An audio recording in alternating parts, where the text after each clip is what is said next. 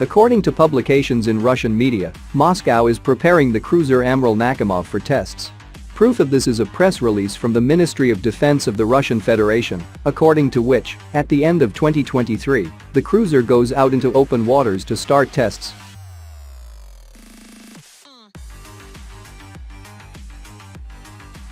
According to sources in Moscow, tests will begin in the fall of this year. However, some are skeptical and predict winter-December as the time when the tests will be carried out.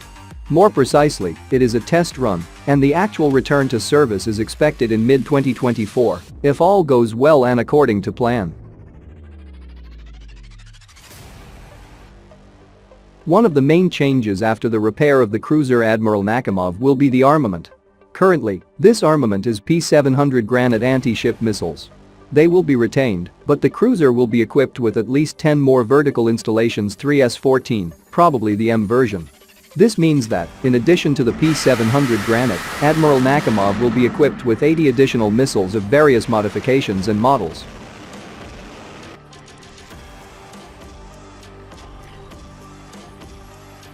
The range of the P-700 Granite varies depending on the height of the flight, which also affects the detection a maximum of 625 kilometers, but this is a high-altitude trajectory. The range can be drastically reduced to 200 kilometers, but this is if the cruiser shoots low. Such shooting is carried out when it is necessary to avoid the enemy's anti-aircraft defense.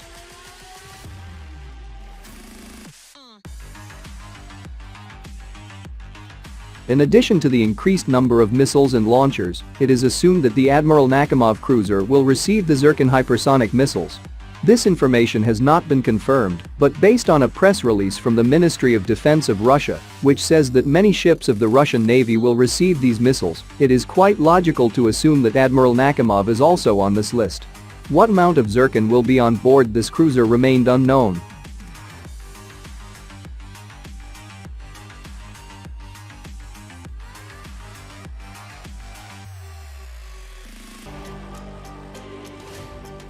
It is also rumored among the Russian media that the cruiser will receive Otvat anti-submarine missiles, capable of neutralizing any enemy submarine at a distance of up to 100 kilometers.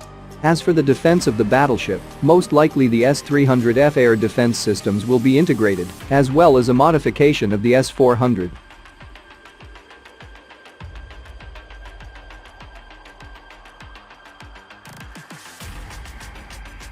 The missiles of the two anti-aircraft naval versions will have an active seeker.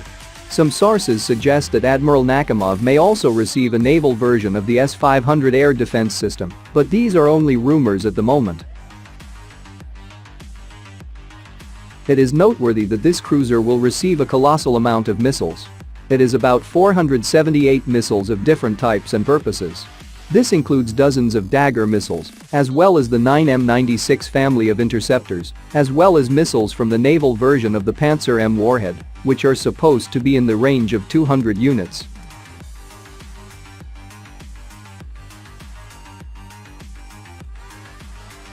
According to Russian media, Finland's accession to NATO played a significant role in the modernization of this cruiser.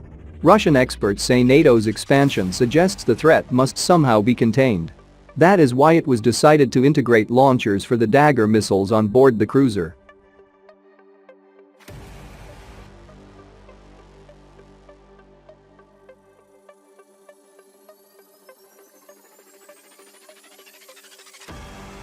Another reason for the rapid recovery and commissioning of the cruiser Admiral Nakhimov is the withdrawal of the American fleet to prevent its concentration in threatened areas.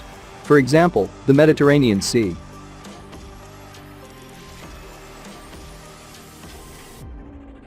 Remember that the cruiser is atomic after all, meaning it can spawn anywhere and attack at any time. This is a capability that would make it difficult for the US Navy, and it will be looking for a way to solve such problems.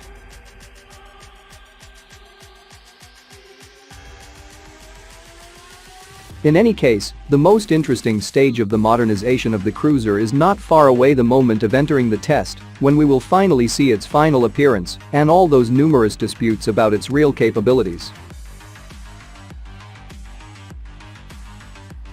Speaking of the behemoth at sea, the Kirov-class nuclear-powered cruiser, everyone must have a deep impression. In particular, the Peter the Great, as the only Kirov class in active service in the Russian army and the flagship of the Northern Fleet, has gained the love of countless Iron fans. The Kirov-class nuclear-powered cruiser has a full load displacement of more than 24,000 tons.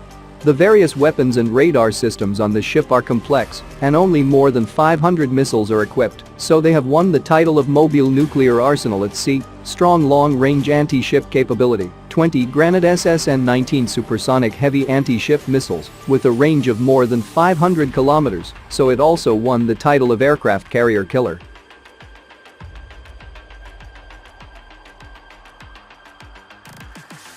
In terms of appearance, the Kirov class is worthy of being the strongest representative of Soviet-style warships. Although the various weapons and equipment on the ship are messy, they are full of violent aesthetics. The price is poor stealth performance.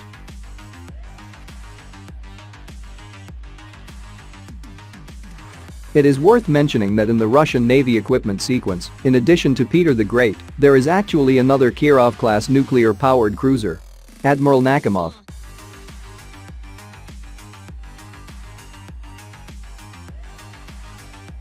Admiral Nakhimov is the number 3 ship of the Kirov-class cruisers. It joined the Northern Fleet in 1988 and is also a meritorious warship with a glorious history. However, the ship unexpectedly suffered serious nuclear reactor and main engine mechanical failures during a mission in 1997 and was towed back to the Severodvinsk Nord Machine Works for emergency repairs.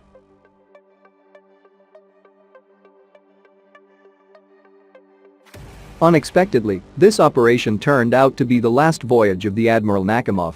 Due to financial and technical reasons, the ship has been unable to repair and can only be stored for a long time until it was reactivated in 2005 and in 2015 went to the Northern Shipyard to receive the upgrade.